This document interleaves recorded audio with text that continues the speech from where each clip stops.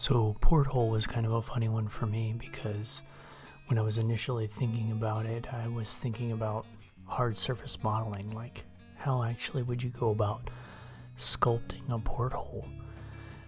And yeah, I mean, eventually I started thinking about like an old boat. So I had this idea of a rusty, really rotted out porthole that, could then use some sculpting on that. And I started looking up some reference images, and yeah, so that kind of got me a little bit excited. And then some of the reference images I saw had, portholes that had been taken out of old wooden boats, where partially some of the wood was still attached to the porthole, or maybe the porthole was even installed in some of the planks, but the wood had just completely rotted out of the boat. So that's kind of where I went with this, kind of what I was thinking along those lines. But yeah, and then ended up, most of my sculpting ended up just being on the wood, because I ran out of time before I got to the porthole. So I don't know, part of me kind of thinks I wish I had stuck with just sculpting the porthole, and trying to just scratch it up and make it look worn, like it's been on a boat a really long time, give it, maybe give it a nice patina of some green, like maybe it's a brass porthole and it's just really patinaed, and all, just that greenish, that you get kind of with copper too. But yeah, I ended up spending the majority of my time sculpting on the wood, probably because that's the what I'm most comfortable with. That was, what I felt like I could make it look good.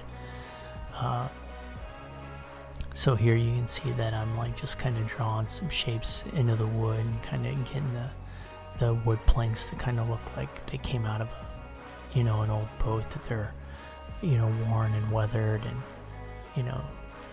kind of that kind of thing.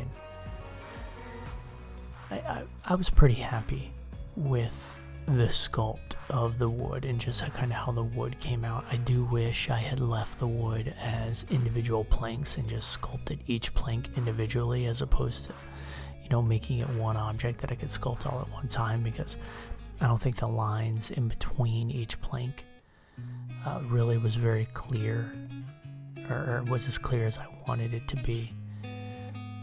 But I do think I was able to get some nice wear and tear on the wood. So, and at this point, I was probably 35-40 minute in, and I was oh yeah, I'm gonna start sculpting the porthole, and then I was oh wait, no, I've just gotta start painting everything, otherwise, nothing's gonna really look good. And here I didn't get my lighting set up before I started painting, and I didn't realize that I had the strength all the way up on my brush. I just wasn't paying attention. So yeah, the colors just are way too bright in some of the more subtle areas where I was some of the darks and lights that I was trying to get, the colors were just way too bright. And in the lighting that I was in, I couldn't see it, and it didn't show up until I started doing the shading and connected everything, and I was oh, this looks terrible, which,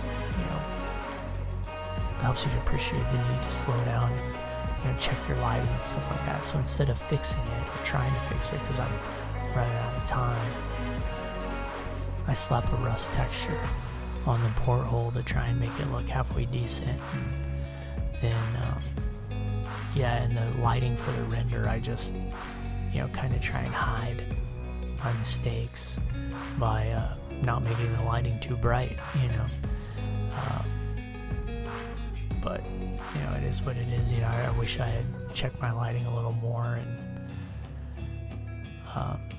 yeah, and I think I would have, it would have been, because I think the paint would have looked really good if I had, gotten the right brush strength on some of those strokes that I was going for. But yeah, so I end up blending my paint painting with a mixed texture of just a dark and to hide some of that, and then I don't like blast it, with illumination in the final render to just kind of hide all of that. So yeah, and this is how it turned out. So I was happy with a lot of things and then not happy with a lot of things as well, but I think that's kind of just the way it goes. Thanks for watching.